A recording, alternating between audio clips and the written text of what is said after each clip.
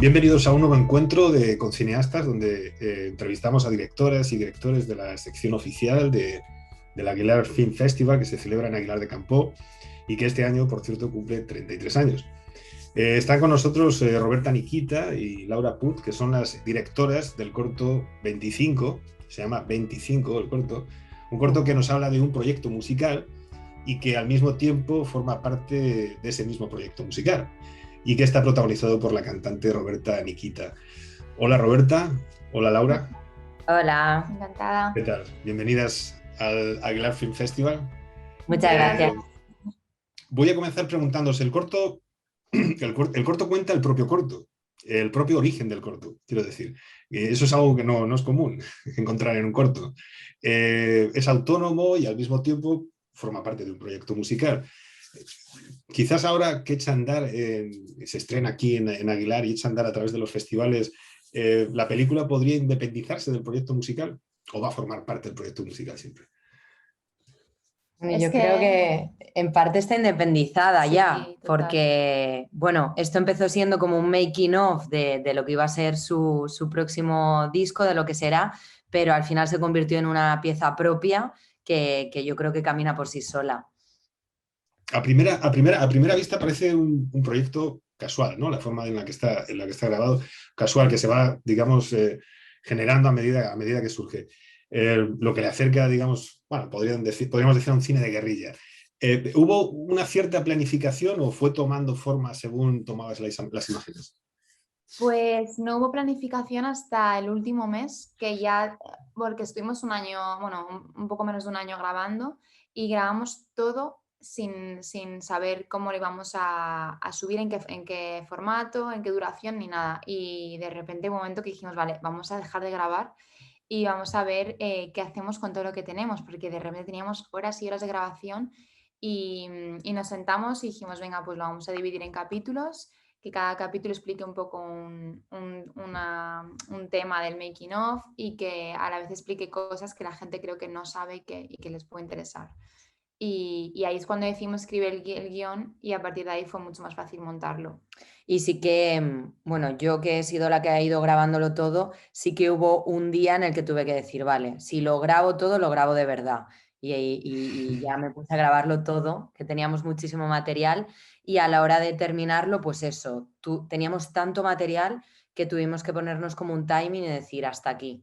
Y de hecho aún me pasa que hay veces que pasan cosas que me dan ganas de grabarlas, pero tuvimos que ponerle ahí un final a este documental. Se convirtió en un reality show en nuestra vida prácticamente. Sí, total.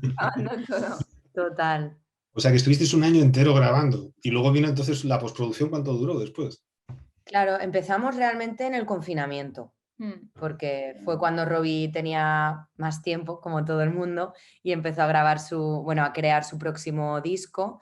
Y estuvimos grabando, y ya sí que yo creo que después del verano es cuando dijimos, vamos a ponernos a editar, y ahí ya sí que nos pusimos un timing de capítulo por semana. Y creo que estuvimos un mes. Yo creo que estuvimos un mes y medio. Montando. Sí, un mes seguro. montando todo. Y luego ya hemos ido perfilando cosas, pero sí nos pusimos una fecha de hasta aquí. Y entonces, y bueno, y el reparto de tareas, entonces, ¿cómo ha sido en realidad? Al ser codirectoras, coautoras de este cortometraje, ¿cómo lo habéis hecho? Pues Laura grababa todo, yo no veía nada o casi nada, porque como era mi cara normalmente, pues así no estaba nada sugestionada. Momentos también duros, que era como los llegué a ver en un momento, digo que no me gusta. Claro, había momentos que Robbie se ponía a llorar y yo decía, espera, saco la cámara, cuéntame esto, que era como bastante raro. Complicado. Sí. Y, tú lo grabaste todo, luego yo escribí todo el guión y lo montamos juntas. O sea, cuando yo tuve todo el guión, empezamos a coger las imágenes y hacías tú un capítulo y otro capítulo. Sí, nos hemos compenetrado muy bien. Al ver el corto, yo diría que hay podría decirse que hay una cierta desmitificación de la idea de estrellato y de la fama, incluso yo diría de la percepción idílica que se tiene del mundo, del mundo profesional, de la música. ¿Creéis que de alguna forma vuestro documental puede servir a los jóvenes para que los que quieran llegar a ser estrellas de la música, para que vean cuánto hay que currárselo las diferentes posibilidades que se pueden utilizar. Vosotros utilizáis hasta un cortometraje, vaya. Totalmente. Sí. Sí, yo creo que lo importante es que vieran un poco las dos caras, ¿no? Porque creo que hay una cara que tienen clarísima todo el mundo, que es como la cara en la que tú empiezas a hacer un concierto, te empieza a conocer un poco la gente, de repente estás con otra persona que es famosa y te haces una story y lo subes, y de repente tienes unos amigos y estás en un círculo y te regalan ropa y sales en una revista y tal. Toda esa parte creo que la tienen muy clara de cómo funciona.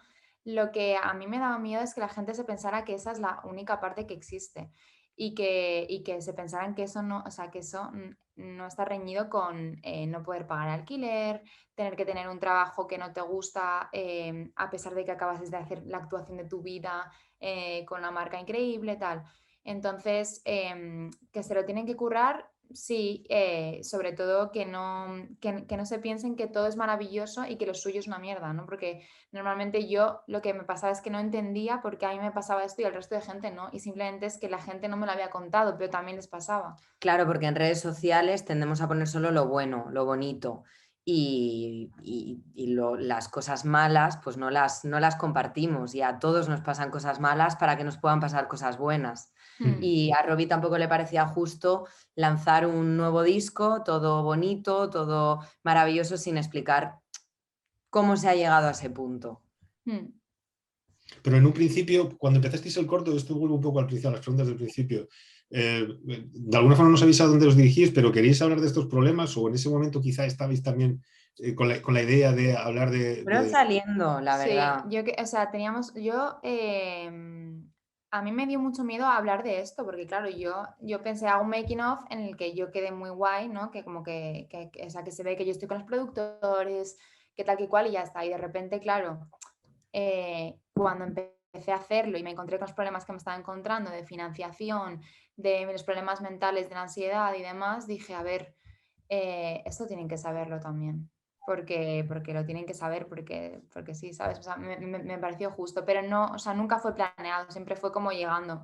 A veces lo pensamos, que si hubiésemos querido hablar de la ansiedad o de las dificultades y todo eso, probablemente lo hubiésemos hecho de otra manera completamente distinto. Yo creo que el resultado ha sido este porque ha salido de una manera como muy natural.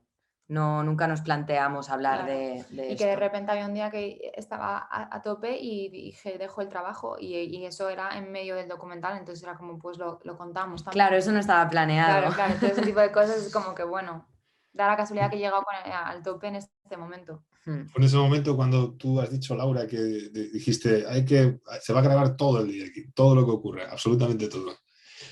Claro, es que a mí me pasó, como a la mayoría de personas, que con la pandemia se nos fue la vida a la mierda. O sea, mi principal fuente de ingresos es la música, soy DJ. Entonces yo pasé de no tener tiempo para nada a tener todo el tiempo del mundo y a no saber qué hacer con mi tiempo, con mi vida. Yo aparte he estudiado comunicación audiovisual, también he dirigido y todo esto siempre me ha gustado. Pero yo cuando hago las cosas las hago al 100%. Entonces me vi inmersa en esto y dije, bueno, pues si lo hago de verdad.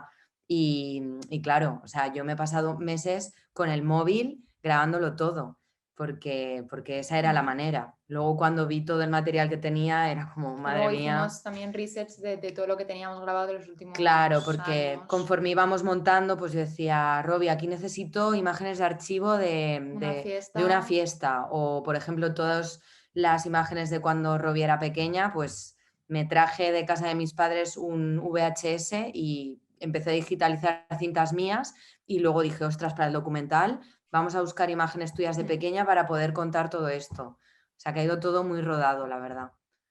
Y para vosotras, especialmente para ti, Roberta, ¿dirías que este documental ha sido catártico para ti? En el sentido de descubrirte, bueno, al principio no sabíais a dónde os dirigíais, luego descubriste esas cosas o las sabías ya, pero las estabas mostrando y por lo que he intuido antes, incluso llegaste a compartirlo con otra gente que tenía los mismos problemas que tú. ¿Se puede hablar de catarsis o no sé si es quizá demasiada la... Realmente se puede hablar. Aparte, yo llegaba a mis 25 años y yo 10 atrás, con 15, que soñaba con ser una estrella del pop o una cantante tal, me imaginaba una vida que yo estaba teniendo en parte y en otra parte no. Entonces es como que yo no entendía nada.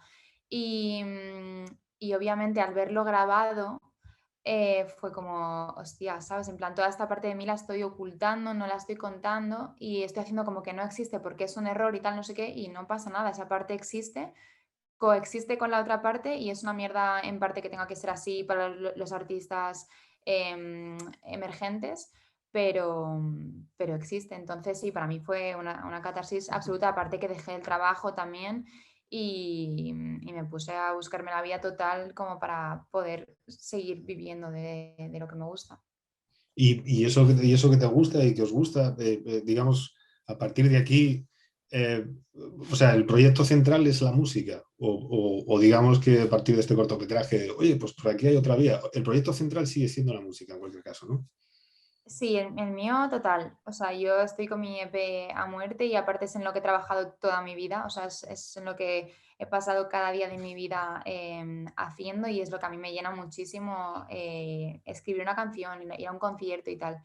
Lo que pasa es que, claro, esto es brutal y darte cuenta de que puedes contar las cosas, realmente es un poco lo mismo todo, ¿no? Porque en la música tú escribes una canción contando algo y el vídeo es un reflejo visual de esto y esto es otra manera de contar otra historia. O Claro, sea ahora que por ejemplo hemos hecho el videoclip del que habla Robbie en el documental, de todo su el EP, film. el film, pues ahora justo lo acabamos de terminar y también lo hemos hecho juntas y es como una especie de videoclip cortometraje que gira en torno de la música, pero a través de ahí también hemos creado una pieza audiovisual. Yo creo que está guay estas sinergias que Total. se crean. Y se juntan. Bueno, en cualquier caso, Laura, con todas esas todo ese, tienes mucho material de todo ese año. Me imagino que aquí podría salir casi una secuela, ¿no? Totalmente, totalmente. Podría hacer la cara B del documental. Es extra. Las tomas Pues extras. voy a dejar aquí la entrevista. Ha sido un placer teneros aquí Igualmente. virtualmente en el festival. Muchas gracias por las preguntas. Estoy seguro que a la gente les va a encantar el cortometraje. Yo lo disfruto muchísimo, muchísimo. Y a la gente que nos está viendo, decirles que sigan viendo las entrevistas de las directoras y los directores que participan en el festival y, por supuesto, que vayan al cine en Aguilar de Campo, que los festivales están hechos para que la gente vaya a ver las películas. Eso. Así que un saludo. Chao.